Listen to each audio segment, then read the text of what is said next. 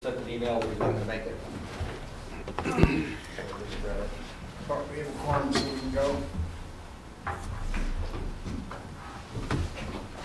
Approval of the agenda for 2018. So moved. And approval of minutes, 11/21. Should have been just the current consent agenda. Yep. Any changes to the minutes? Second. Hearing none. Approved. We have one action item, draft Parks and Rec open space regulations. Good morning and happy holidays. Morning. All right. Greg. Great. All right. After our last meeting, we did some further kind of hunting and searching, see if we could just find from another city something that just was consistent with your discussions and would work. We could just take off the shelf and say, here it is, and we just couldn't find one. And we will keep looking, but so many cities recently have just moved to impact fees as the way to address this issue, that it's not surprising that we didn't find something. So having said that, we went ahead and tried to draft something that was consistent with your discussions, and that's what we sent you. And I want to talk through a couple of things because we had to kind of twist things in a couple of areas a little bit and want to make sure we didn't distort things too much. So once again, this has to do with new subdivisions. This is when 10 or more lots are being created for purposes of building new houses. And in those instances, then, what we're saying is, starting with the discussion about land is what's most valuable, the starting position is that the developer would need to make a dedication of land to the city. That's kind of the first position. You had discussed in the comprehensive plan that the standard would be 10 acres per 1,000 people, which is also 1 acre per 100. And if you do the math, it comes out pretty darn close to 1,000 square feet per dwelling unit. Okay. And so one thought in terms of making it simple to explain and clear to administer, instead of saying 993, or some cities actually have something like 0516237, 1,000 square feet. So the requirement would be a subdivision 10 or more, you have to dedicate open space equivalent to 1,000 square feet per unit. It has to be usable open space for parks and for open parks and recreation purposes. What's usable? So there'll need to be, we can point to the comprehensive plan and the parks plan for some guidance on that, but we put a provision in there that said that it's ultimately the city's determination as to what is usable, and that'll be made if there's any question in consultation with the Parks Board. So there's a process for going through and saying, yes, this is usable. All we're trying to do is avoid situations where if there is some space that just isn't good for anything, that somehow the unusable and undesirable space isn't being passed off to the city. So there's not a definable rubric for that somebody can look at and say, this fits it or not. So it'll be subjected to the property. So you'll have some agility to move. Yes, but it'll be for, we'll say it's for usable for, and when you point to the parks plan, but it'll be usable for active recreation, passive recreation. There'll be some guidance there, and ultimately there'll have to be a determination based on some findings. But at least it's an effort, just like I say, to get something that can't be used for anything. Oh, here's a piece and it's on the side of a hill, so we'll give you that. No. There's provision that says that the open space shall be contiguous. So it can't be a little spot here, a little spot here, and a little spot here. If it's a subdivision and it's 10 dwelling units, that would be 10,000 square feet, and it would have to be 10,000 square feet that's contiguous. And we add a provision that says that critical areas, things like a wetland, for instance, and the buffers can't be used to meet that requirement. The rationale for that is that there are already provisions in the law and the regulations that say you can't build and you can't develop in those areas. So if we allowed that, basically somebody would be able to double count something and there would be no net benefit or gain to the city. So we've said the critical areas and their buffers are already being protected. That doesn't count when you're making your dedication. Who, I think I missed it in here, we had a couple of questions Yep. about the formula, and then, so you have parks and open space. Who makes the determination if it's going to be a park or an open space? That'll be the city's determination. And there's some more provisions in here that'll address that in a moment. So the 1,000 square feet per dwelling unit, does that hinder, slow down, create pace? I don't have any feel for that. Does that make sense to know what that does? So as a community, you don't want Pasco type fast development, right? So you're just ripping through. So does something like this cause a developer to say, no, I don't want to come to College Place, but I don't want to do it 100 miles an hour? Is this a filter? See the question I'm getting at? Yes. How does this fit in the development and the pace? This might be looking at you a little bit, John. Yeah. Does that make sense what I'm trying to say Yes, there? there is. I don't know what 1,000 square feet for development. So, for example, it's already there's 170 right behind Home Depot there on that property, for example, right? So 170 that's times 1,000 square feet per unit in that property out there, for example. Yeah, there's two different aspects to that. One is that with respect to the subdivisions and a developer's decision, do I subdivide this or not? There's, in any community, there's going to be kind of a cumulative effect and a tipping point. If there are too many requirements, too many regulations, and if they cost too much, you'll get to a point where it's not going to be feasible. That's kind of one consideration. There's also always the potential that if you are requiring too much, the courts can say that what you are requiring is not reasonably related to the development and rule it illegal. So there's two different factors in the equation. So it's how do we protect the public interest but not go too far? And that part is not science but art. And in many cases, it's just a reflection of market conditions. Yeah, so I'm just using that development as an example here, though. So that space contiguous to them is too valuable to say we're going to do that much open space. So they got other things they want to do. So they're better off just to write a check, right? So the idea then is that check then goes into something that buys open space or park space someplace else, right? Yes. So that's what they would be pretty much forced to do over there. In that art, I'm only looking at you, John, because you have the feel for it, right? Because all those people come through you in terms of that development. Am I asking my question? Yeah. No, I mean, Yes, you are. it's a balancing act of, how many conditions can we place on an applicant before they're like, no, I'm not going to do the job, I'm not going to do the project. Do you think this does that, or is this I a good think balance? I think this is a fair. I mean, for one, well, we have to work off of what the standard we've set, that 1 acre per 10,000. So, that's what it is. We've already decided on that. So moving forward, and so in council agrees with it. They've approved the park plan. 10 acres per 1,000, not 1,000, not 1 acre per 1,000. But so I think it's reasonable. I mean, we have to do something as we move forward. We don't really have enough park ground compared to most communities, and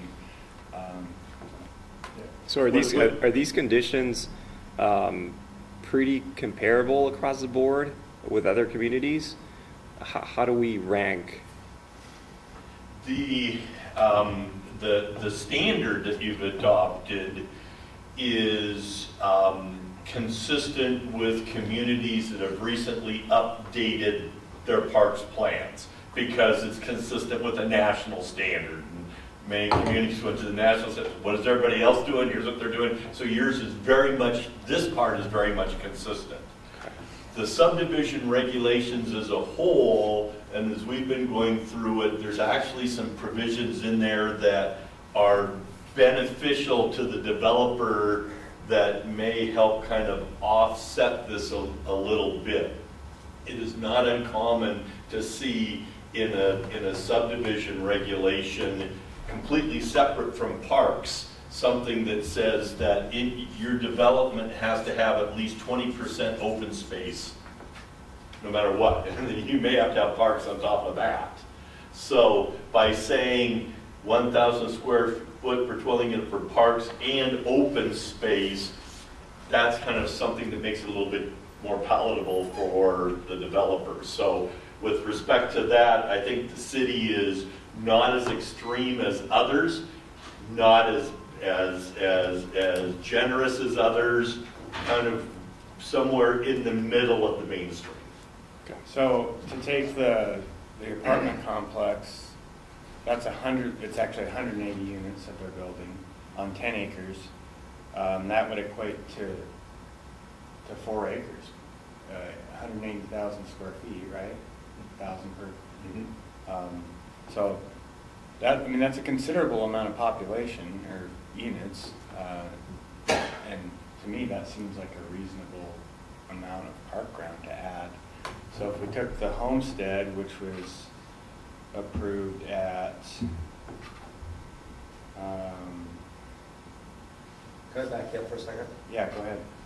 So my guess they're gonna write you a check, so based on the formula here, how much of a check are they writing you? It depends on the value of the land. So in the case, if you have a raw piece of land, there's an assessed value. The assessor says the value is this. You just figure out what the value is on a square foot basis, and then they have the choice. They can dedicate you the land, or they can write a check based on the assessed value of the property, or a combination. Yeah. They can say, we'll give you a half an acre and we'll pay for the other half. Assess valuation, we may want to go through an appraisal process, because we all know assessed valuations are always low. Takes a lag. But so for the homestead development, we're getting just over a 2-acre park. Under these new standards, we'd be asking for a little over 7 acres of the park, which is equivalent to Kiwanis or Lyons. Those are, somewhere in there. Yeah. So I think it's reasonable. We may end up with money to go find something somewhere, or you may end up with it out in the development. Well, I just want to make sure there's a portion in the code that says we don't accept 1,000 square foot parcels. Right. Well, yes, and so that's why a couple of it's keep in mind this only applies to developments of 10 or more units. That's why we said it has to be contiguous, because if you're going to build 10 houses, we don't want 10 1,000 square foot plot. We want 10,000 square feet, because at least then you can have a pocket park, little neighborhood gathering area or something. If you have 10 1,000 foot areas, you have nothing. That would be maintenance headache is what you have. Yeah, but I think in our plan we said we're not going to have anything less than 3 acres. Yeah, and I want to talk about that. Yeah, there is a threshold. Yeah.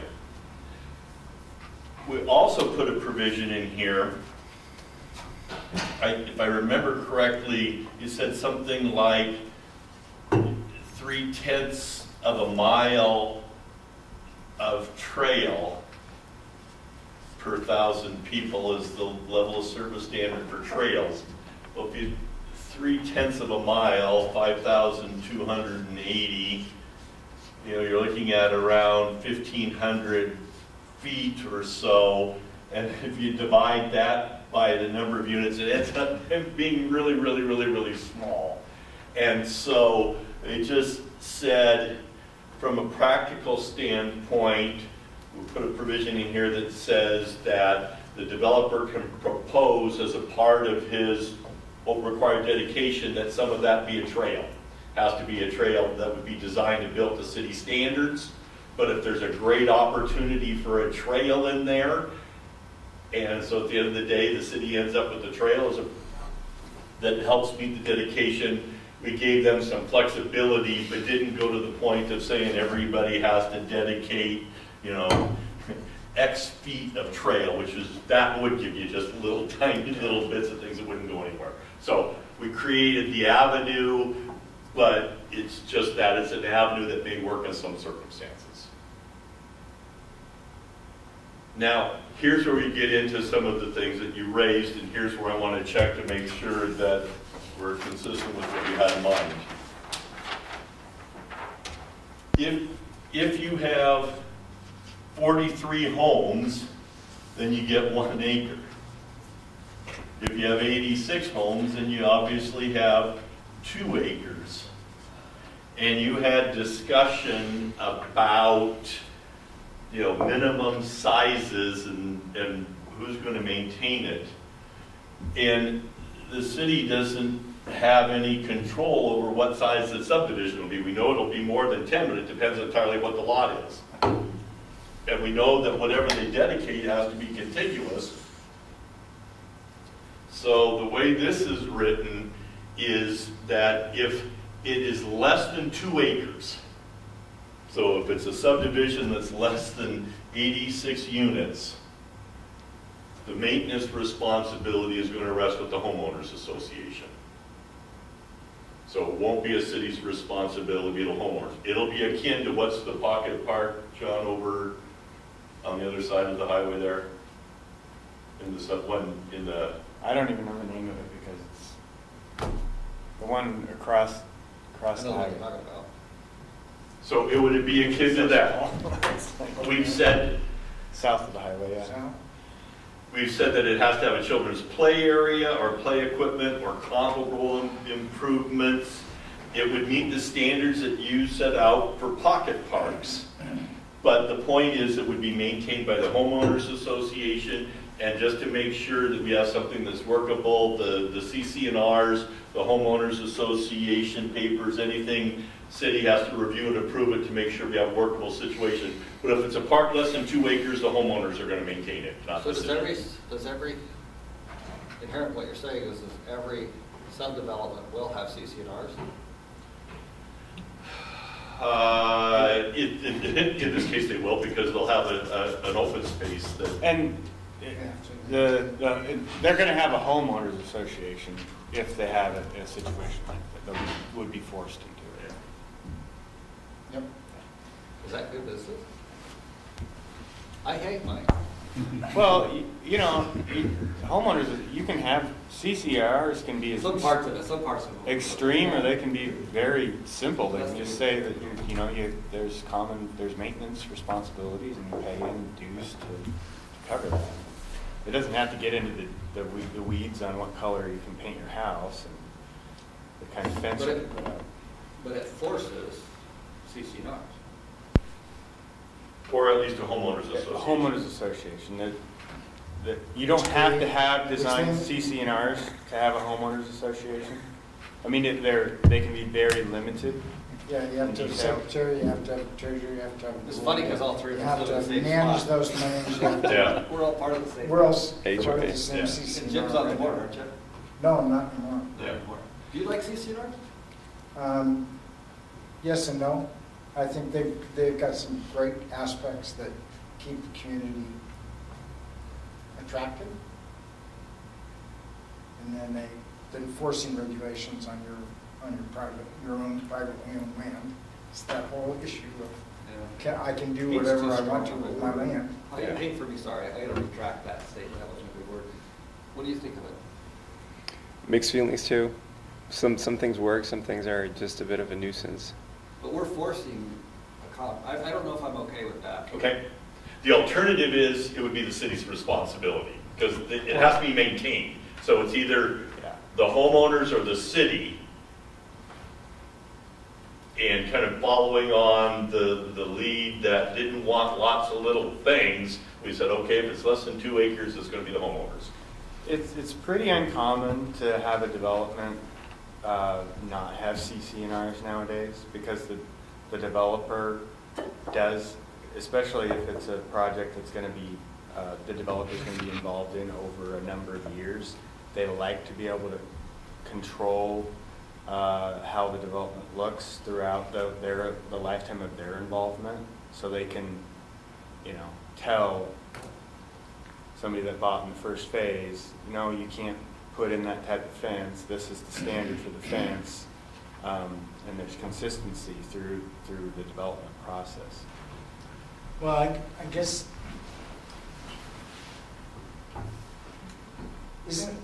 don't we have an option that anything less than 2 acres, or 3 acres, let's say, anything less than 3 acres, the developer provides a dollar amount to the city to do? Right now, it's an option. We could change that and say that if it's less than 2 acres, for instance, you will make a payment. That would end up being what an impact fee is. Right. So we kind of working in that direction, but until we get to an impact fee, this is what we would have as an interim. So it's an option. You either dedicate the land and improve it, or you make the payment. Upon adoption of impact fee, then it's a little bit different. So that does give the developer an out. If they don't want to go through the process of setting up a HOA and having some standards and the ongoing maintenance, they can just pay for what the 2 acres, the value of the 2 acres, and be done. And that gives then the city, quote unquote, pot of money to use, or dedicated source to fund Seed money. parkland. Now, if you require the developer to take the option where they develop it, they maintain it, do you ensure the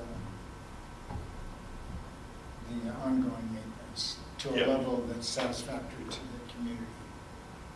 That's the question. Yeah, there's a way to write it so that it devolves to that, because that comes up in a number of areas, not just parks. Sometimes subdivisions will have a stormwater facility, for instance, where all your stormwater goes. Who maintains that? Or you may have some. Let's say you go buy a Walmart piece of playground equipment. That's not commercial grade. Right. And you get stuck with that, and then the homeowners association doesn't maintain the area. What's the city's capability to take that over, and whose liability? Well, right now, I mean, we have a provision right now for a PUD or a HOA if they want to relieve themselves of some of the private public infrastructure that they're maintaining, like a park or a private road. There's some code in place that allows them to make the improvements to city standard, whether it's the park or a road, and then the city can consider accepting those as public infrastructure. Okay. So we haven't gone through that process, but we do have a code in place that was developed, I think, last year. Okay. If I was a developer and I was in this situation, what I would do is I'd go to the city and say, either one of two things. I'll write you a check, or number two, I said, I'll dedicate it, I'll improve it, but I want a development agreement with you that will give you X, and you guys maintain it. Because I don't want to mess with it, I don't want to mess with the homeowners association or anything else. But that's an option, that's not a requirement that I do that. But many developers, because of experience, are going to say, I'm going this way. Yeah, it's going to be a lot more economical for them to go through a process and determine what the value of that 2 acres is and just give you the cash than to find a spot in their development, make the I would think improvements. so, because what Greg just said, you don't want to get in the business of Paul and his group having a whole shelf full of, well, this park, I gotta pull that out. What am I agreeing here? Oh, Yeah. I mean, you'd have a whole shelf full of agreements before you went and work on it, you'd have to pull it out, see what the agreement is between that developer and the city. That seems like a management administrative nightmare versus, here's a black and white, it's yours or it's ours. You were Mr. Parks guy. Yeah, I mean, that's why I'm asking the questions I'm asking, because you don't want Stone Creek. That's an example of a subdivision that was built. They included a 2-acre park within it, and the HOA was required to maintain it. Do they maintain it? Not to the level that the city would. Yeah. Now, if I was, It's not bad. if I was the city, I'd want to maintain the parks because I'd want to make sure the equipment was the proper grade and the thing that was maintained on a regular basis. The pushback from, but I'm not the city, so I don't have to pay all the city's bills. The pushback is that if you take all the park, including all these little ones, you get more and more and more and more maintenance responsibility. But if you want things done right, the only way that you know that they're going to get done right is if the city does it. I almost think that the 2-acre, is that the threshold for what will accept anything over 2 acres? What is it? Well, and I want to, what the plan says is up to 2 acres is a pocket park. And the next step is where there's kind of a leap that we need to talk about, but. To me, a 2-acre park, I mean, that's what we're getting at Homestead, and that is It's time. pathetic.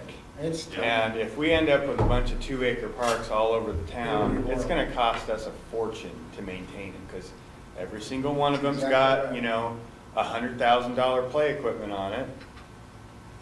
You know, and then the ongoing maintenance of grass and irrigation and trees. Softball.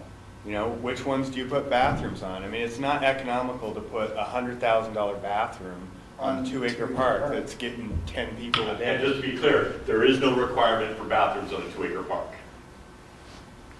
So let me talk about the next one. Because if you stay in the HOA, everybody's. Yeah, let me talk about the next step up, because that adds That's the something. liability question first, though. So, under your scenario, in Stone Creek, who's liable if it gets hurt?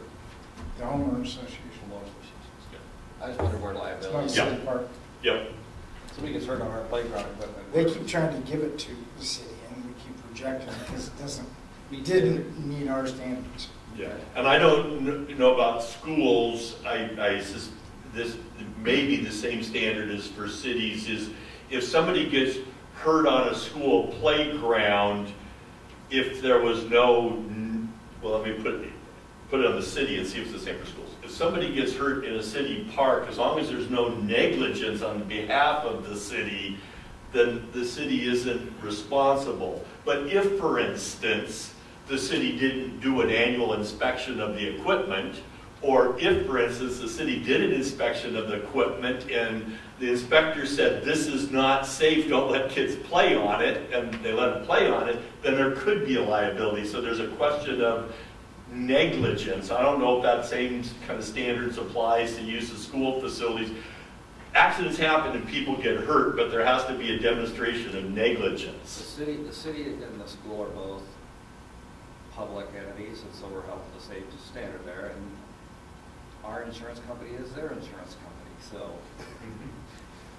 Yep. Yes, it is the same standard. Yeah, yeah, which is why then there's annual inspections and why you have standards for equipment and things like that. Let me add one more piece to this discussion. In the parks plan, you talked about neighborhood parks, you know, up to 2 acres. And then, pocket parks. And then neighborhood parks as being 5 to 10 acres. And what I was struggling with was when I was writing the regulations is that what to do with the area in between. And so the way that I wrote it, and I want to check to see, is that, once again, this is all based on how many lots are being created. So if you get more than 86 lots, which would be more than 2 acres, what I said is that gets you into now the standards for a neighborhood park. So a neighborhood park as written is 2+ acres. You still have the dedication requirements. You have improvement requirements, but they're more improvements because it's a different level of parkage on, that's where restrooms come in. And it would be then, in those larger instances, dedicated to the city. So once it goes over the 2 acres, it's now a city responsibility, not the homeowners association. And because we're adding things like restrooms and stuff, and homeowners associations aren't set up to take care of restrooms or parking lots and things of that nature. So the threshold as written is 2 acres, and if it's over 2 acres, it goes to the city. You have more improvements required. First of all, in between 2 and 5, how come we're down to 2 when we specifically state minimum is 3 in the plan? Is that what it says? I thought it said 2, so if that's the case, then I could change that to say 3. It's 3. It's 3? And unless I missed the change along the way. We'll check it. We'll check. So it was intended to be whatever you had said. Okay, that'd be 3 then. Well, it is what is adopted, but Yeah. we'll check it. So, Perfect. Okay. So that, John, that's where now it gets to a parking lot, restrooms, you still have landscaping, some things of that nature, and then that's when the threshold shifts over to the city.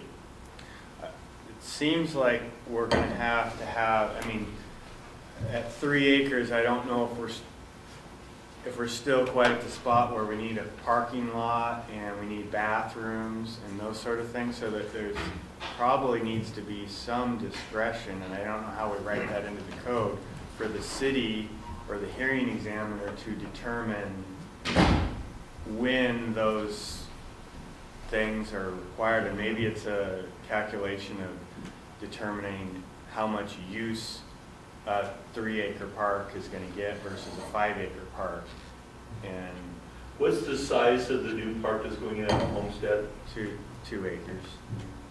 And does that have a, It will have playground equipment on it, and that was, we're lucky to get that.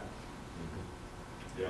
So I don't know, if you have a sense of where to draw the line on that. And maybe that, Jim, maybe you've got some expertise in that area. Well, and see, if we go back to our original discussions, and this is kind of long-term for me, a neighborhood park is 3 to 10 acres, only if the 3 is connected with another adjoining piece of property, such as a school district.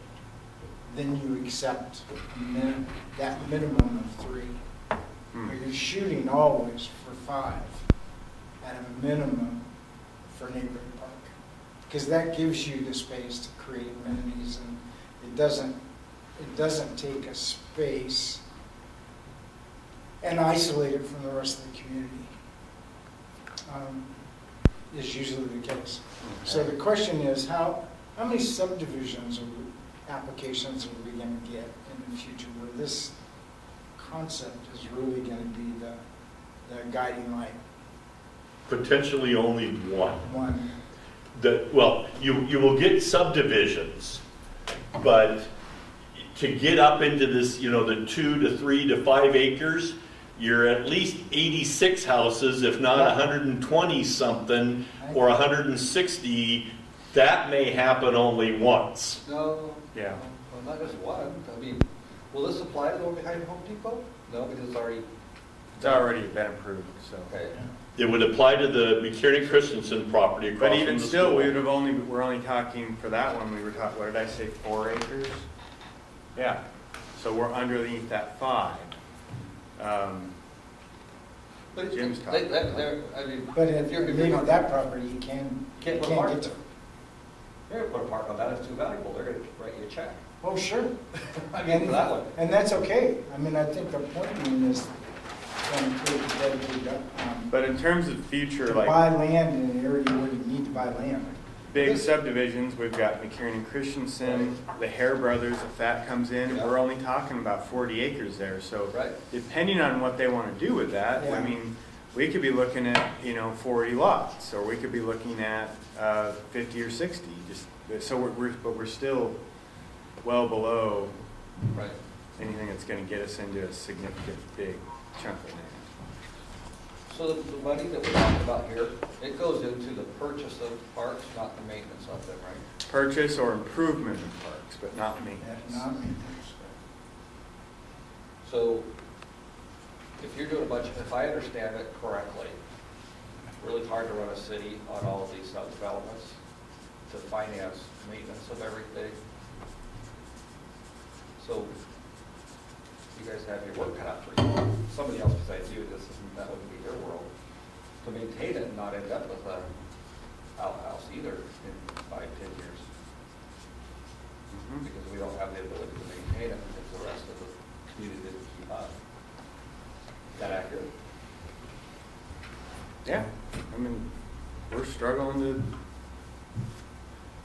It's really a question of where this line settles, that the kind of the distinguishing characteristics between the pocket park and the neighborhood park are really the neighborhood park rises to a level where you're adding restrooms and parking areas and things of that nature, and where you draw the line, and that does that line determine who maintains it. So you've got those two variables.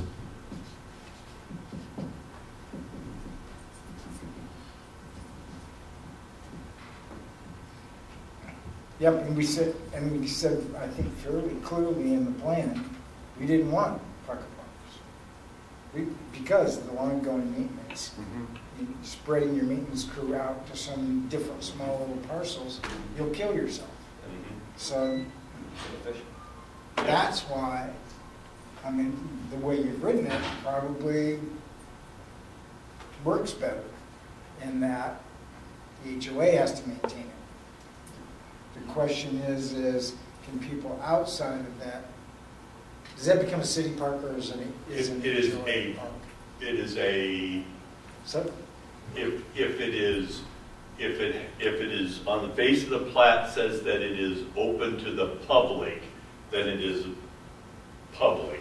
If it says that it is reserved exclusively for the use of that area, then it's not. John, have you guys required that they be open to the public if they're HOA maintained?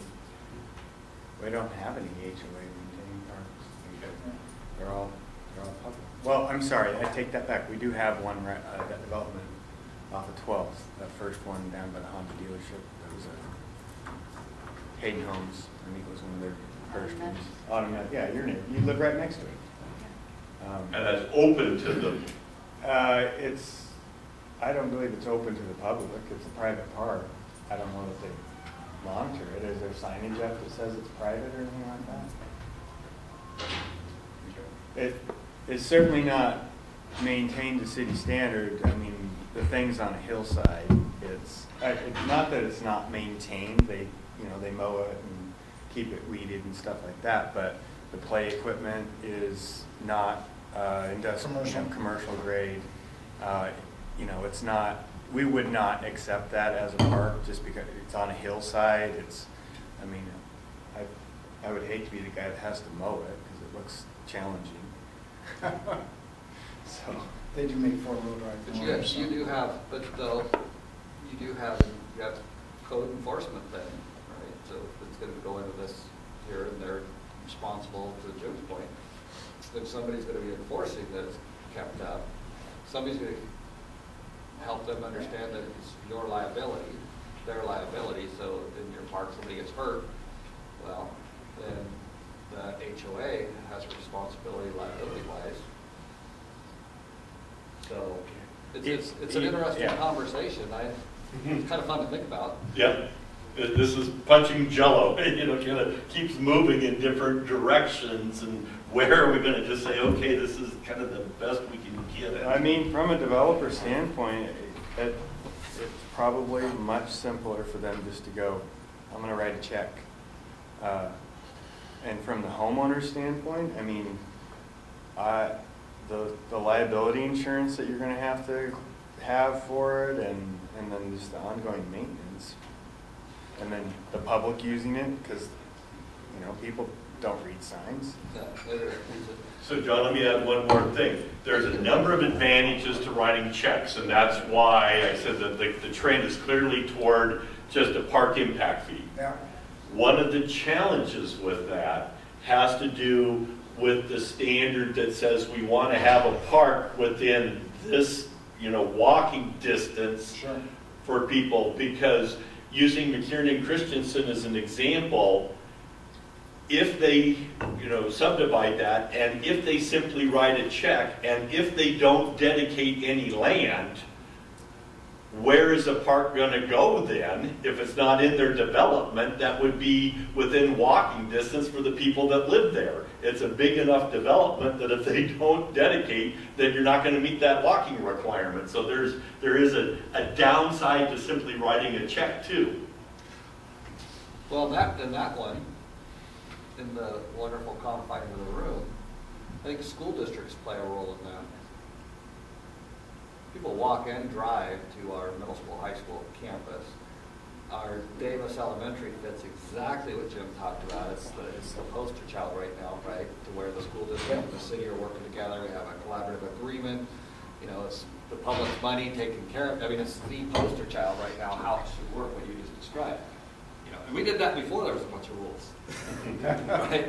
And that functions well, right? Because it's the Yeah. public's dollar, and your maintenance group gets smaller. I mean, it's just the perfect scenario that you talked about. Configured.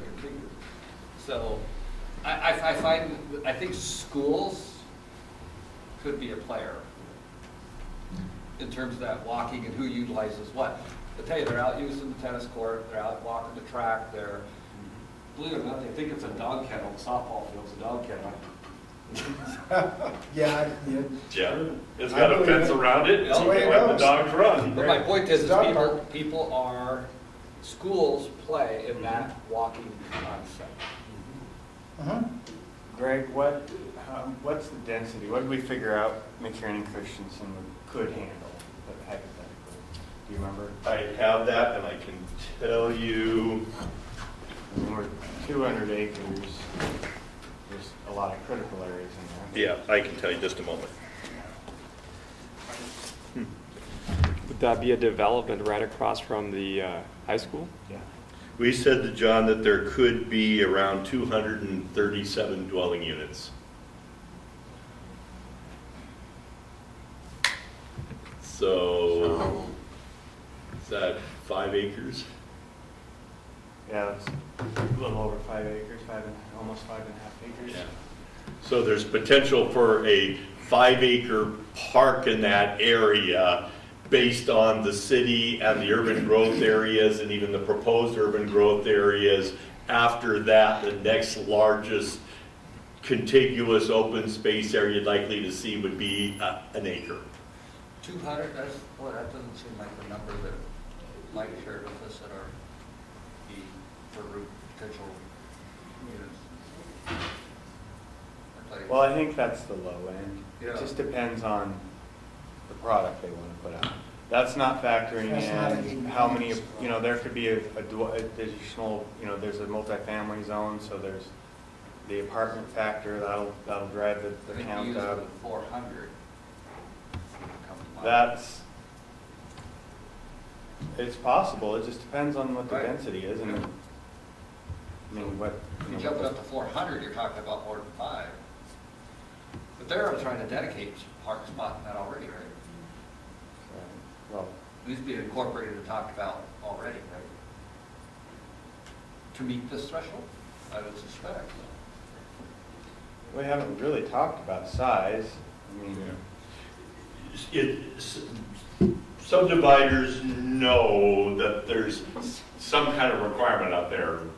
it may vary from the community, but they know there's going to be one. The other side is subdividers know that you have to have something like this just for your own marketing and sales of the subdivision. Where's the neighborhood park? There isn't one. So, they will be planning for something without knowing what the city standards is. The question then is, when they come in to talk to John and say, well, we're kind of thinking about this and this and this, and then the question, they're going to look at John to say, well, that looks just fine, or, gee, you're way off on this, and you're way off on this, and you're way off on that. That's...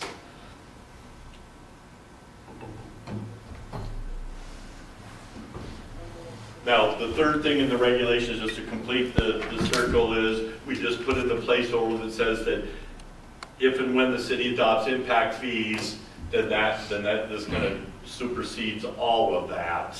And the impact fees really, in a sense, isn't much different than this. It's just all the work has already been done, because what an impact fee says is that for the different kinds of parks, here's what the amenities is, here's what it's going to cost to do it, and based on the number of people that are going to use it, here's the cost per lot, here's what your share is, and in theory, that's enough money to enable the city to acquire land and develop it. That's what the check that they're writing is. And some impact fees for parks are around $800 a dwelling unit, $1,000, $1,200, $1,500. If you're buying a home in Issaquah or Redmond and Woodinville, the impact fee is not just for parks, but when you add in schools and fire, you're paying $10,000 or more per lot in impact fees. And the reason developers like impact fees is everything we talked about before. The developer has to do as a part of the subdivision. If it's an impact fee, they don't have to do anything. When somebody buys the lot and they come in and apply for a building permit, then they have to pay the impact fee. So developers love it, because then they don't have to deal with it. They have no responsibility. It just falls to the prospective buyer at the time, and they Or it just becomes a figure in their product. So let me ask the question nobody's asked yet. So let's say you're sitting on a gold mine. You still have to have property to buy that develops and fits the city park where you want it. That's just not growing on trees either. You can have all the money in the world, no place to put it. Exactly. That fits what we're after in terms of walkable, da-da-da-da. So if you take Craig's and Mike's place, right? You have to build that right into it, because there's no place else for you to go as a city to say, oh, well, gee, I'll buy this there, because it doesn't exist. Exactly. So you can have all the money in the world, Yep. And not be able to find the not be able to land. use it. Well, Yeah. and there's, See my point? Aren't- So let's put it on the table and at least say it. aren't there statutory Absolutely. requirements for how long you have before you need to Yes, on spend the impact money? fees. 5 years. 5 years? 5 years. I thought past was 26. It's each, Does it change? Either way, it doesn't matter. See, so for the school district, we looked into impact fees, right? Just because of what we knew was coming. And it's I met with Pasco, met with our attorney, met with the whole group, sat down and talked to them about it. And you gotta get the county to agree, you gotta get the cities to agree. City's easy in this regard, but it's not enough money fast enough for College Place to use it. And then what you do is you just ticked off a bunch of people. It's just a bad deal. So our school district, it doesn't work. And they strongly encouraged me, it's like, it's not gonna pencil for you, it's gonna make people mad, don't do it. And so we didn't. John was aware that we went through that process, asked the questions. So, Yeah, in a small community, it's really difficult to do it, because you piss off more people than and you're not getting enough money to do anything of consequence for Yep. for a district. Yep. Not really. Now, one other thing goes back to a comment just made That's is my argument along. impact fees upset the buyers of the lots. The requirements of the subdivision impacts the developer, and the developer knows that that's part of the development business. So one of the things, pick your poison, who's going to be mad at you at the end of the day.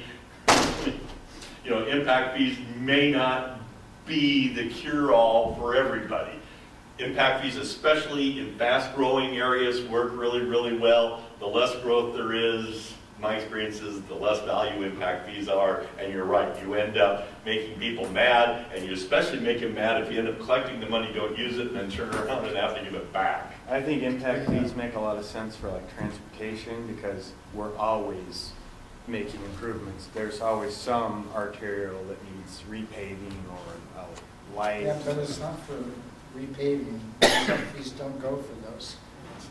No, well, but you can use that money for, yeah, you're right. You can't use it for paving, but you could use it for a traffic signal. Right.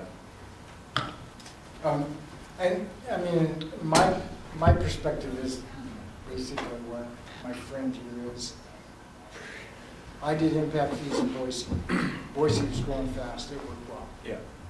We generated a lot of money that we could afford to buy the land and reserve it for future park space. And that's all we used impact fees on. We didn't do any development on those new properties until later, probably 10 years. But we did buy land, and that was the important part because you don't grow more land. You only have so much land within the boundaries of the urban growth development area. So I don't think impact fees are positive for a city this size or the city of Walla Walla. I think big subdivisions, that's where we can get our mark and make our mark. So I guess I'm leaning more making sure this works rather than impact fees. I think long-term is smarter. But I'd rather not see too small of parks. That's what we really don't want to see from an ongoing maintenance standpoint. That was a really good summary right there. That's why you spent a lifetime doing it. So what do you need from us? It's an action item. Yeah, what do we? If we will double check, you know, what the parks plan says to whether it's 2 or 3 acres, wherever the line is. If you are comfortable with this approach, we'll continue to work it, refine it. You know, there's little editorial things here and there just to clarify the intent, but we'll continue to push this forward until or unless we find something that is better than this.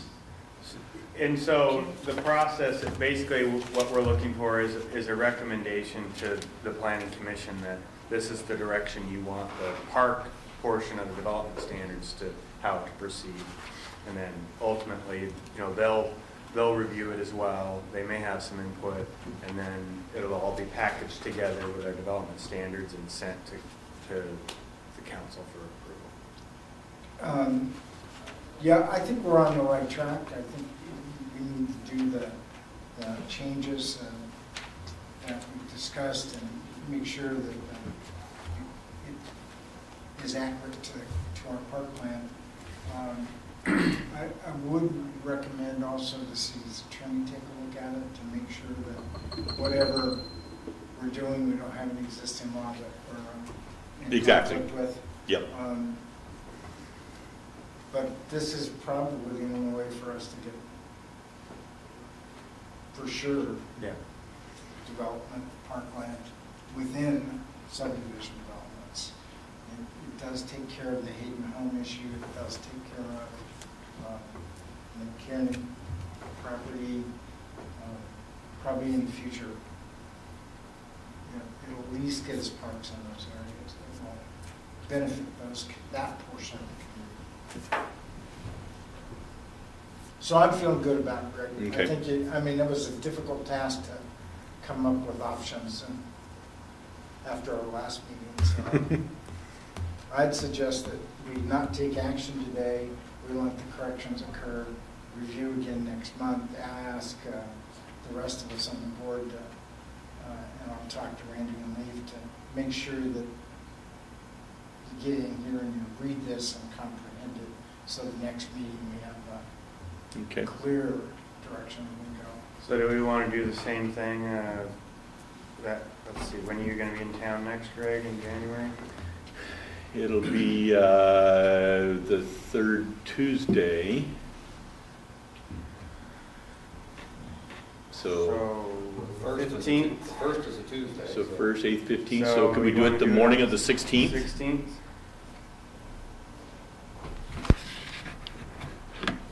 Is that Tuesday? That'd be Wednesday It'd morning? be a Wednesday morning Oh, Okay, I thought you said Tuesday. Yeah, I'm gonna be here on Tuesday, for planning commission. so, That's yeah, why- 3 stays overnight. We've been mixing it up. Normally you guys So- meet on the last Wednesday of the month. So I think, I'd be much more in favor in saying this is a special meeting, not the regular Parks and Rec meeting. Right. okay. So we keep our 25th, January 25th meeting. This is just It would be a A special special meeting on the 16th at 7:30 to Just- finalize the recommendation. I can just do, dealing with this. yeah, I can't, I got another meeting on the 25th, so I'm not gonna make the 25th, so I can do 8 o'clock on Wednesday, the 16th. That's fine. I have a meeting till 7:30, they gotta get here at 8 o'clock. I can do 8 o'clock on Wednesday, the 16th. That's just fine. Me personally, I don't know where you're at either. I need to double check my work schedule. So you still want to have the meeting on the 25th? Well, Also? it just depends on if we have any other business. Are we gonna have any other business? I'm not aware of any. I don't know if Mike's got something Yeah. planned. Will you coordinate with Mike then? Yeah. But it's still a special meeting, we just cancel our Right. regular meeting. So we'll shoot for the 16th at 8 a.m., subject to confirmation. 8 a.m.? Yeah, I think that's, I wasn't listening. Yeah. Yeah, because of our school superintendent. and then we'll do some follow-up, just try to nail some of these things down, talk to the city attorney. And we'll try to wrap things or confirm things on the 16th. Okay? Okay. Great, thank you Sounds very good. much. Thank you, guys. Thank you, guys. Thank you.